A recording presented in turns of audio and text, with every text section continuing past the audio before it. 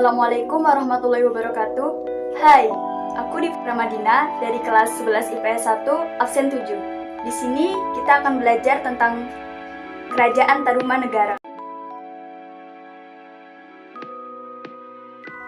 Tarumanegara atau Kerajaan Taruma merupakan sebuah kerajaan yang pernah berkuasa di bagian barat Pulau Jawa, tepatnya di Jawa Barat, Jakarta dan Banten, daerah aliran Sungai Cisadane dan Sungai Citarum. Kerajaan ini merupakan kerajaan Hindu tertua kedua di Indonesia, yang berdiri dari abad ke-4 sampai 7 Masehi. Kerajaan Tarumanegara didirikan oleh Raja Diraja Guru Jaya Singawarman, yang merupakan seorang maharesi atau pendeta dari India, tepatnya dari Salangkayana. Ia mengungsi ke Nusantara karena daerahnya diserang oleh Kerajaan Magadha.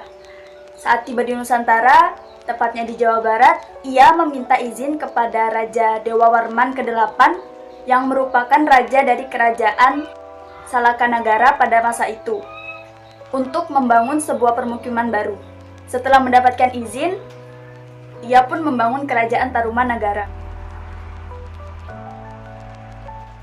Tokoh yang berpengaruh di Kerajaan Tarumanegara itu ada banyak loh.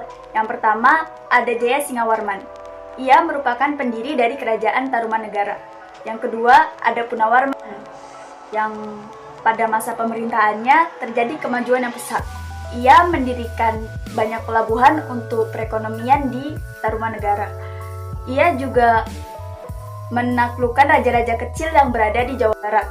Selain itu, ia juga membangun terusan sepanjang 12 km di Sungai Gomati, Jawa Barat, yang tujuannya untuk irigasi pada musim kemarau dan pencegah banjir. Yang ketiga adalah Raja Ringgawarman, yang merupakan raja terakhir dari Kerajaan Tarumanegara. Ia memiliki dua putri.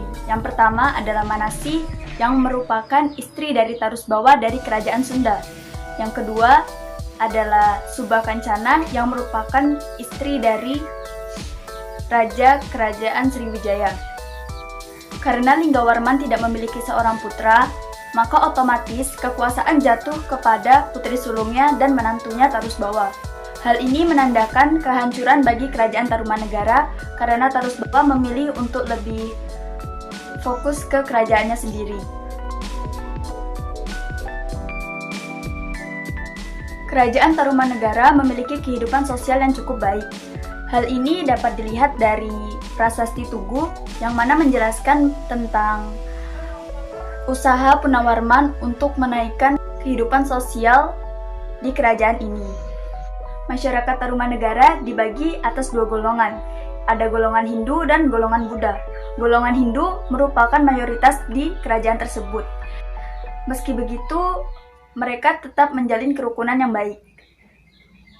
Kehidupan budaya dari Kerajaan Tarumanegara juga tergolong cukup baik, karena mereka sudah menguasai penulisan huruf Pallawa dan juga bahasa Sanskerta.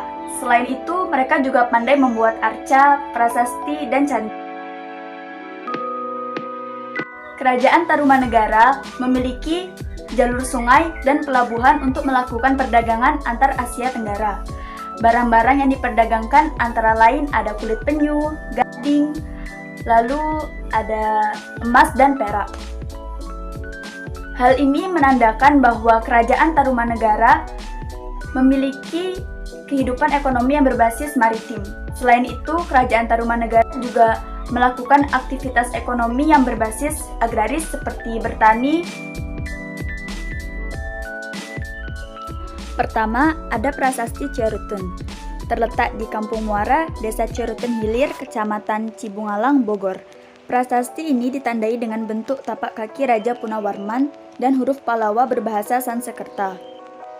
Yang kedua, ada Prasasti Kebon Kopi atau yang disebut juga dengan Prasasti Tapak Gajah. Dinamakan Prasasti Tapak Gajah karena ada jejak sebesar tapak gajah di permukaannya. Prasasti ini terletak di Bogor. Kemudian ada Prasasti Tugu. Prasasti ini merupakan prasasti terpanjang yang dikeluarkan oleh Punawarman. berisi keterangan mengenai penggalian Sungai Candrabaga oleh Raja di Rajaguru dan penggalian Sungai Gomati sepanjang 12 km oleh Punawarman.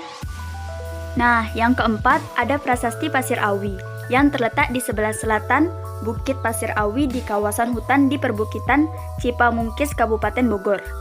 Tak ada keterangan yang dapat dibaca pada prasasti ini, selain pahatan petrograf berbentuk sebatang dahan dengan ranting dedaunan dan buah.